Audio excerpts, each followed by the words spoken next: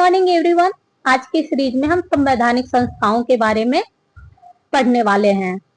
संवैधानिक संस्थाएं वे संस्थाएं होती हैं जिनका उल्लेख भारत के संविधान में किया गया है और इसलिए उन्हें अधिक स्वतंत्र और शक्तिशाली माना जाता है।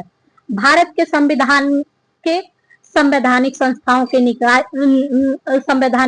के नाम कुछ इस प्रकार है, जिनका वर्णन संविधान के विभिन्न आर्टिकल में किया गया है।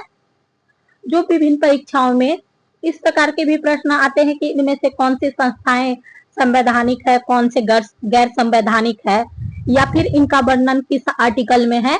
तो इस हिसाब से संवैधानिक संस्थाएं हमारे परीक्षा के लिए बहुत ही महत्वपूर्ण टॉपिक है।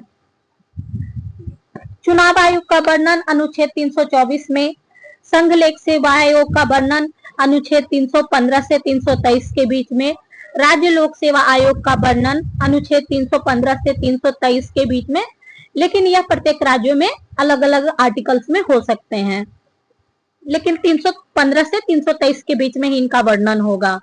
वित्त आयोग का वर्णन अनुच्छेद 280 में, राष्ट्रीय अनुसूचित जाति आयोग का वर्णन अनुच्छेद 338 में, राष्ट्रीय अनुसूचित जनजाति आयोग का वर्णन अनुच्छेद 338A में, भारत के नियंत्रक और महालेखा परीक्षक का वर्णन अनुच्छेद 148 में, भारत के महान्यायवादी का वर्णन अनुच्छेद 76 में, राज्य के महाधिवक्ता का वर्णन अनुच्छेद 165 में,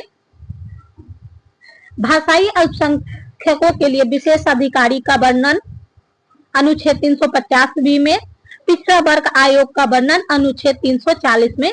तो ये हमारा सीरीज यहीं पे समाप्त होता है।